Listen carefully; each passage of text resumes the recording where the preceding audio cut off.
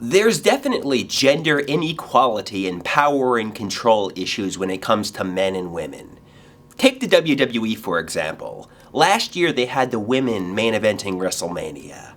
And that's great. I mean, obviously, the females, the cruiserweights, I mean, that's fun. But when push comes to shove, this year they're having Drew McIntyre and Brock Lesnar main eventing.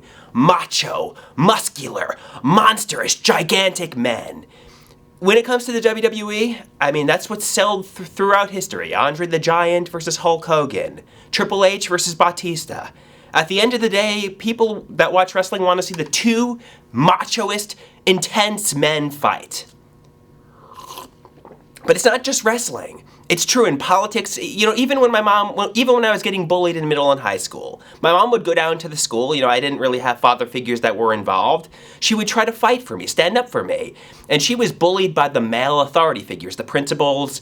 She was intimidated by them, bullied by them, and they just didn't want to tackle the tough issues. And you know, that shows like how, you know, men are able to bully women, especially when they're in positions of power.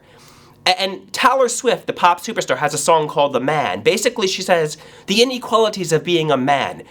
I mean, there are a lot of, you know, pop superstars like Justin Bieber, the Jonas Brothers, Adam Levine from Maroon 5. They're obviously not cooler than Taylor Swift in general. But, you know, I once said to a female friend, a male pop superstar is always going to be cooler than a female pop superstar.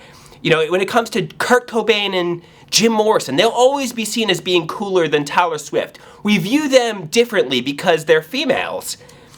Right or wrong, I mean, there's a difference between men and women, and, you know, I mean, it's unfortunate, and I regret, you know, I think women and men should be viewed equally, but like when it comes to wrestling, for example, is it just primal? Is it just human nature to want to see the big, toughest, machoist guys fight? When it comes to pop superstars, I mean, Taylor Swift and Lady Gaga are great. I mean, they're probably more talented than most of the pop superstars, but at the end of the day, we want to see Kurt Cobain, Jim Morrison. It might just be human nature, and I mean, we can delude ourselves into thinking it's not, but maybe it just is, you know?